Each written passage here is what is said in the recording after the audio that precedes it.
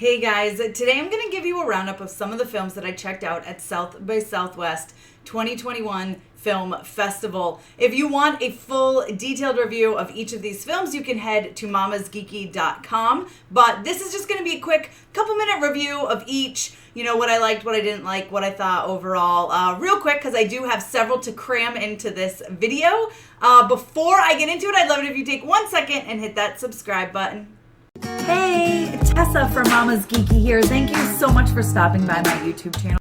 Okay, guys, so if you want full reviews of these films, just head to mamasgeeky.com. But I'm going to give you a quick little roundup, overall thoughts on what I thought about these movies that I saw at South by Southwest 2021. Now, I will put timestamps down below in the description so you can click if you're looking for a specific movie. And these are the ones we're going to talk about today. We're going to talk about Women is Losers, Off Season, Paul Doods' Deadly Lunch Break, Sound of Violence, The Thing That Ate the Birds, and Witch Hunt.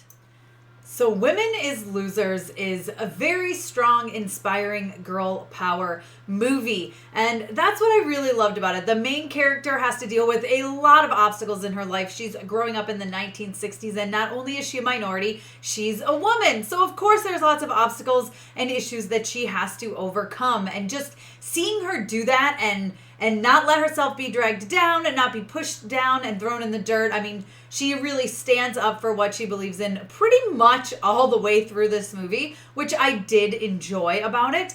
I will say this movie feels a little bit long, and about the part where Chrissy Fitz's character is no longer in the movie is where it lost me for a little bit. I still connected with that main character, but once Chrissy left, I was kind of like, it felt like it slowed down, and then I just had a hard time getting back into it. However, in the final about 10-15 minutes, I did get sucked back into this story. I was much less distracted, found my brain stopped wandering, and really got back into the story. And I really appreciated this film for what it is. As a woman and as a mom of two girls, of course, anything that's about girl power is always at the top of my radar. It's always something I really hope comes out right, and I think this one does in the end.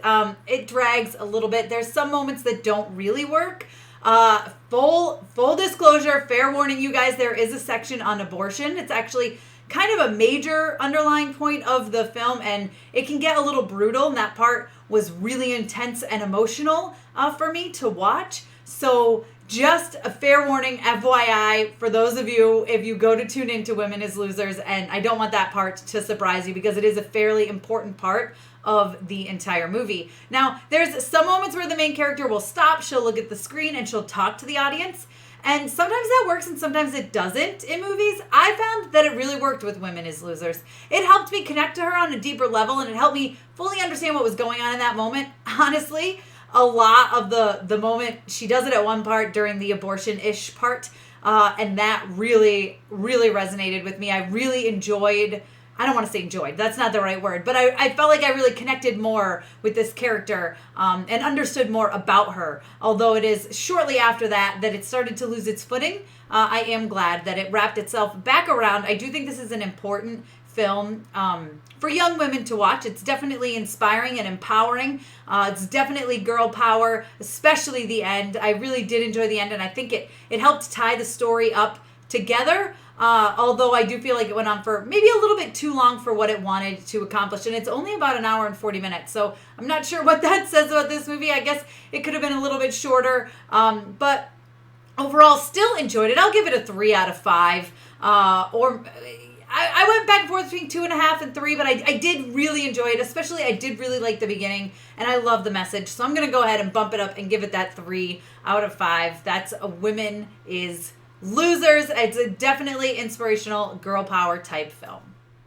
So let's talk about the movie Off Season. Now, what I loved about this movie is that it gave me some serious Stephen King vibes, like right from the beginning. I mean, this woman is brought to this desolate island town, and everybody's a little weird, and her mom's warned her like, hey, these people kind of made a deal with a demon, so there's some crazy stuff going on over there. I mean, if this doesn't scream Stephen King, the fog and nighttime scenes will. And I love Stephen King. Now, is this up to par of a Stephen King horror movie? No, but it was still a lot of fun. What I like about it is that it's only about an hour and 20 minutes. So you get through it fairly quickly. You know, there's not a whole lot of waiting around for something to happen. For me, one of the things that creeps me out the most in horror movies is when they do that white eye effect. I don't like it. It creeps me out. It freaks me out. So for me, this worked because that's the main thing they have as the horror scare is those eyes and like creepy people, and that got me. Now, if that stuff doesn't affect you, if you think it's silly, this horror movie is probably not gonna work for you, because that is a lot of what we get. The story itself was fairly good. It's not perfect, but it was interesting enough. It was a little predictable. I had kind of figured it out about halfway through completely, and was 100% right. But that doesn't mean it wasn't fun along the way. There's some jump scares. I mean, the score does a great job of setting you up for like, it's a quiet moment, then boom, something happens and you're like, ah, and someone comes out and you hear the music and it's, you know, typical jump scares. I love those because I scream and then I laugh at myself. So that's what I liked about Off Season. Like I said, it gave me some Stephen King vibes. It was a lot of fun, a bit predictable. You know, it was an all right horror flick. If you're into that sort of thing, you're probably going to enjoy this. The only thing is, if those white eyes don't work for you, you're not going to like this one, because that's really what all the effects are, is the white eyes. Creeps me the heck out, especially when it's like old people with white eyes and like people acting weird and creepy. That's what gets me, and that freaks me out. I guess it feels more realistic, right? So that kind of is what that's what threw me off on this one. Like, I was really freaked out by that. If those things didn't bother me, I don't know that this movie would have had the effect it's supposed to have and freak me out. But because those things get to me, this movie did. So that's Off Season. Again, it premiered at South by Southwest 2021. Wow. Paul Doods' Deadly Lunch Break has just debuted at South by Southwest 2021, and this movie exceeded every single one of my expectations. Now, when reading the description about this movie, I was like, oh, this is going to be my jam. I'm going to have a good time with this one. I did not expect to have as good a time watching this movie as I did. So basically, this is about a guy named Paul Dude who really, really just wants to win this talent competition. Not even win it. He wants to audition for it, okay? It's like through a streaming service, and along the way to his audition, person after person after person, selfish person after selfish person after selfish person gets in his way, making it impossible for him to get to his audition on time. Crazy things happen, and he decides he's going to enact some revenge on these people. Now, the first half of the movie is him working to get to this audition, and the second half is what happens after that. And you guys, he basically decides he's going to murder all the people that stood in his way, and he's going to live stream the whole thing, because why not? I mean, this was all about live streaming to begin with, and what happens along the way, it's so funny. Nothing goes according to plan, much like the first half of the movie, but it is extremely entertaining, kind of bloody, kind of gory here and there, but like overall, it's just hysterical. Like, this is a dark comedy that I was cracking up over and over and over. I mean, it gives me like Willy's Wonderland vibes, where you're just like, what is going on? And you're laughing and laughing and laughing. It also gives me a little bit of Shaun of the Dead vibes. Definitely not as good as Shaun of the Dead, which is one of my favorite movies of all time. But definitely on that level, you've got that dark British humor, and it's just so good. Like, there's so much about this movie that I loved. I love the cinematography, especially, oh my gosh, I love when they would go from like what was happening to like from the live stream angle. So you would see like how many people are watching, you would see comments, hearts, and different facial reactions showing up. I mean, like all sorts of stuff like that was fully entertaining from beginning to end. I mean, and the story overall is actually pretty good. I mean, there was so many times I found myself just cracking up. And there was actually a couple times I had to back up because I was like, I missed something because I was laughing so hard. But it's also got a little bit of heart in there, which I enjoyed about it as well. So you guys, if you get the opportunity to see Paul Rudd's Deadly Lunch Break, you got to check it out. I mean, just from the title, it's like literally exactly what you would expect it to be. It's just fun and just entertaining. And I really, really enjoyed it. The Sound of Violence. Now, this is one of the first South by Southwest 2021 movies that I checked out. And listen, if you know me, I'm a big fan of gore. I like horror, and I like weird movies. So for me, this was an absolute hit. I was sucked in from the beginning to the end. I mean, yes, there's some moments that pulled me out, and maybe the script wasn't perfect, but because of all the crazy gore and just the story overall, I was completely hooked. Now, this is the story about a woman who, when she was a young girl, she couldn't hear. Apparently, she had an accident and something happened, and she couldn't hear sound anymore. So she learned sign language, and she's talking with her family, and her father comes back from war. He's got some serious PTSD. And then something extremely violent happens in her life, and she has this moment where she can hear it, and she can kind of see the sounds, and she likes it. She starts giggling. She's a little psycho, like, let's be honest here. So then you flash forward to her life later on. It seems like she's in college, or she's teaching classes as well, but she does seem college age. She has this one good friend, and then they do this weird thing. They go and they start recording these sounds of bondage, I guess is the right word to say. And she turns out she is an artist, and she uses weird sounds to make music. But for her, it seems like she's maybe just trying to recreate this sound of violence, so to speak. Her ears have healed themselves somehow, which I thought was a little weird, but when they explain it, I was like, you know what, I'll give it a pass. I wasn't expecting it to be extremely scientific. I just allowed it to happen. And so what we understand is that her sound has come back, and she is just trying to recreate this feeling that she enjoyed so much as a child. And this thing is crazy. I mean, there were twists that I didn't see coming. The ending is bananas. I don't want to give spoilers, but this movie is just, if you like violence and gore, I guess is the word really, in your horror movies, then this is it for you. I mean, it's more of a thriller than a horror, I guess, but oh man, I really enjoyed it from the beginning to end. I mean, it's not perfect. Of course, these are newish actors, and the script is not perfect. Of course, this isn't a high-budget film as well, but what we get is pretty darn cool. Definitely something that I'm into. I really hope this gets picked up and distributed, because you guys, this is, like, I feel like a lot of people are really going to like it for what it is. I mean, don't expect a groundbreaking movie.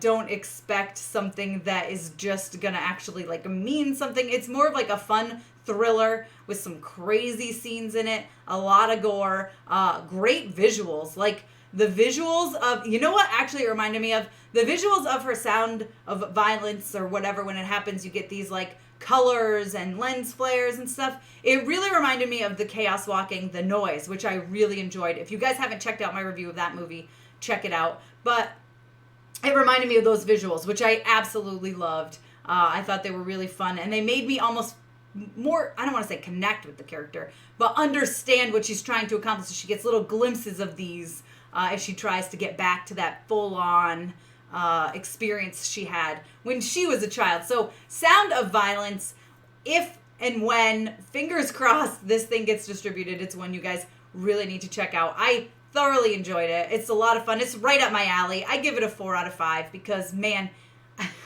as soon as it ended, I was like, I kind of want to go back and watch a couple scenes again, and I did. I went back and watched some of my favorite scenes, and man, it's a fun one. If you're into the stuff I'm into, I think you guys are going to enjoy it.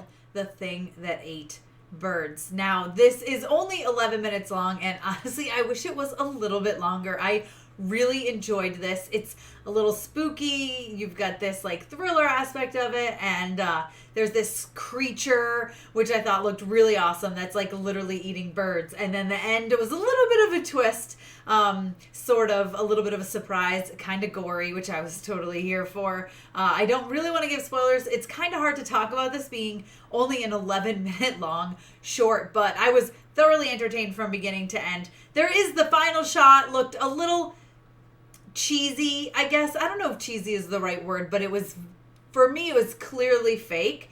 Still really interesting to watch, to see. Like, it was a good ending. It was a good ending. I just wish it had been a little more graphic, I guess, and a little more realistic looking, but I can understand how that can be an issue sometimes, especially on lower budget things, especially shorts. But this was super interesting. So if you have a chance to watch it, and you're into horror, and you're into a little bit of gore, and you're into a little bit of weird, and a little bit of creatures, then this is something you'll definitely want to check out. Like I said, this debuted at South by Southwest in 2021, and I really enjoyed it. I thought it was great. It's definitely up my alley. I kind of wish it had been a little longer. I would have loved to see this be like a half-hour thing, especially with the little bit of suspense that was in there. It would have been fun if that was drawn out a bit more.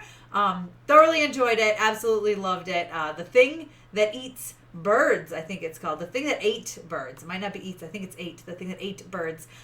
Very interesting. My only issue was that end shot. And like I said, if it had been a little more realistic, it would have really delivered. I get what they were trying to do. I'm a little picky when it comes to my gore, so I might even be in the minority on that.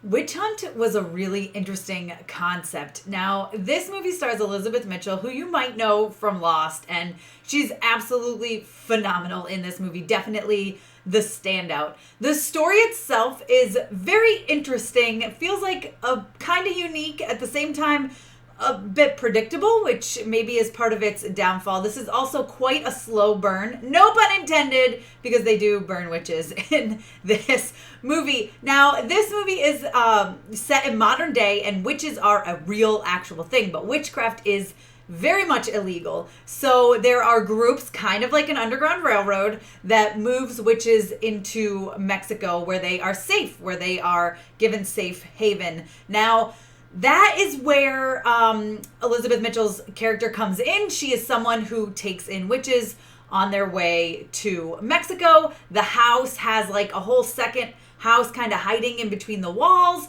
so she's able to keep witches there. Now, she has these couple of witches that are staying there, and they're supposed to be picked up in the morning, and something has happened to the courier, the guy who would come and pick them up. He was arrested, and so she is forced to live with these witches for several days. Her teenage daughter is involved in this as well. She does not really agree, at least at the beginning, with what her mother is doing. She doesn't understand why they're helping them. She's not exactly thrilled about this situation. And of course, as time goes on, maybe she gets to know these witches a little bit more. Certain things happen, and maybe her feelings change at least a little bit. So the movie itself, it's an hour and 40 minutes about, and it feels really long. The first half takes, it's almost a struggle to get through, although I will say it is worth it in the end. I like the uniqueness of the story. I like how it's really seriously just trying to say, hey, humans are humans. Like, who cares? It's all about acceptance, right? Accepting those that are different than you. That's really the strong message of this movie.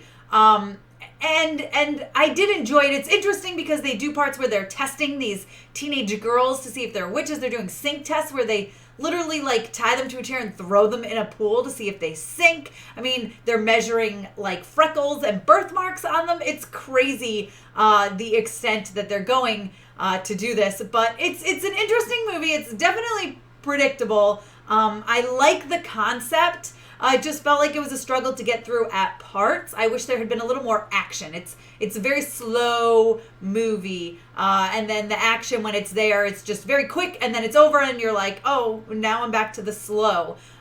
Still love the message. Enjoyed the movie overall. I mean, I'll give it a 2.5 out of 5 stars, but leaning towards the more positive because of the message that it gives. And a lot of the acting is really well done as well. It's just the kind of the story is just a little slow. If they had taken out a little bit of this movie and made it shorter, or thrown some more action in, I might have been a little bit more intrigued, but that's not to say it's a bad movie.